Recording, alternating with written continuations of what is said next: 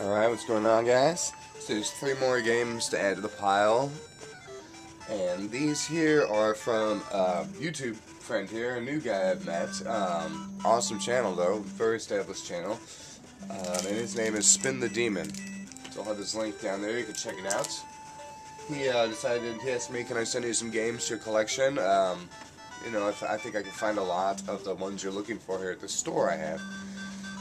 That he works at. So, here's what he ended up sending me. And I'm going to send him something back here, because that's just how I like to do things, you know. I appreciate the offer, and I look forward to returning the offer. So, the first game I got is Cartoon Workshop. And these games are all sealed here, and this one actually is the manuals. That's kind of nice to see these days, especially in the days I'm actually starting to collect the manuals and the boxes and stuff. Manuals are getting harder to find, and some people out there know the value of them, and some people out there, you know, value them as, you know, anywhere from the price of the game sometimes to even more. So the manuals can be worth a lot of money nowadays, but there's just not enough people collecting them yet. Once people start collecting the manuals as much as the games, then you might see them a little more expensive. They're already rare enough. So there's Cartoon Workshop. And then here's another game I got. This is Quattro Adventure. I'm not sure if I have a copy of this or not. I believe I need the Aladdin version still. This might be a duplicate. If so, I'm going to see which one's better. And then I'll have a double one there, extra parts. So, at least I think I have a copy of this already. Quattro Adventure. I just remember playing Super Robin Hood last summer. Yes. That's another copy of Quattro Adventure I got there.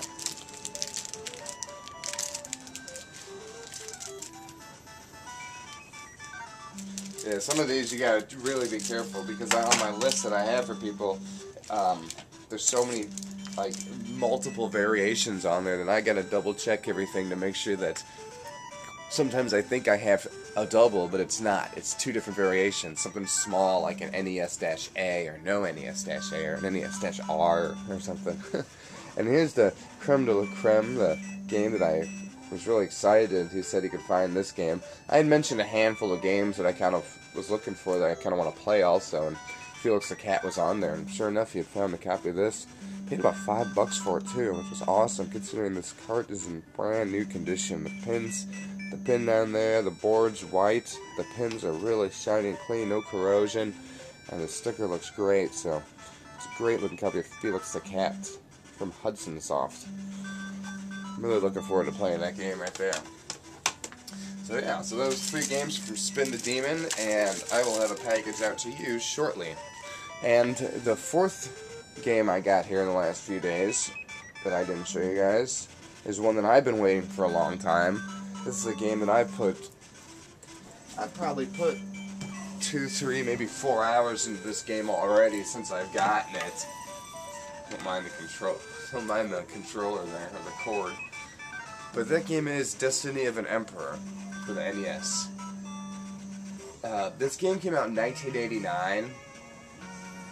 It's actually in there, but this game came out in 1989, around the same time that DuckTales came out, and a couple other Capcom games, and you can really tell when you hear some of the music, like of course the shop music.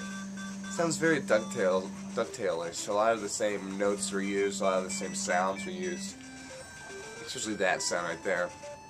A lot of the sound effects in this game were the same ones that were used in a couple of their 1989 Capcom games. This game, it takes place in ancient China, and basically you're this guy named Liu Bei, and you're going around with your armies, conquering other armies, getting people to join you. You get in fights like this, so to say, and you'll have tactics that you learn. They're like spells, but they're different tactics that will take out huge chunks of men or whatever, and then you can just battle it out also. Once in a while, you'll be running around fighting, and named generals will pop up. And then you find these random named generals, and once in a while they'll join your team. Sometimes they'll join you for a horse, or they'll join you for 80 gold. So there are like rare generals out there that you can actually have join your team. There's stuff out there to find, like you know, of course you have the infamous check button where you check everything, and you go into different towns. You might find one axe and some pots in an empty room or something. So there are little things hidden here and there that you can check. So if you lose your video game, use your video game know-how, you can find these items pretty easily and enjoyably. Now you see on here these numbers. These are the number of men I have, and the men represent my health bar pretty much. You know, you equip the items and stuff to up your attack points, your armor count, stuff like that, and agility points.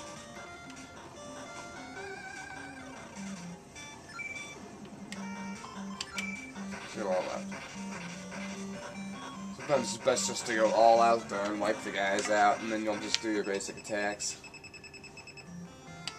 So it's pretty much an RPG with your usual fundamentals. You get to make up your team of your guys.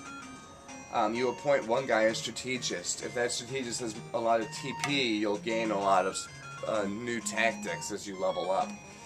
Those are your tactic points. Then you have money in the game, you have food in the game. The more you walk, the more you do things, the more people you have, the more food you use, the more food you have to buy. If you don't buy your food, it's kind of like poison. Your guys will slowly die and get sick and stuff, and you'll walk around the screen like you have a poison counter on you.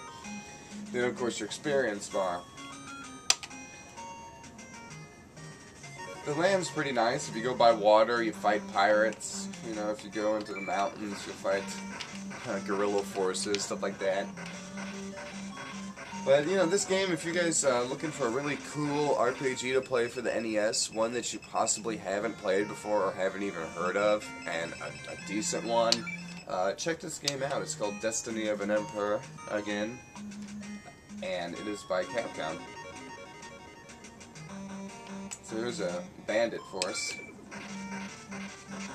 All my guys are pretty leveled up now. I've leveled up. I bought them all the strongest leather armor they can get. It's got all their armor counts up pretty high. So now I'm just going around just conquering different people. People will pop up with a bunch of other generals at like a town and be taking it over, and you gotta walk in the town. You'll go talk to somebody and start a fight with them.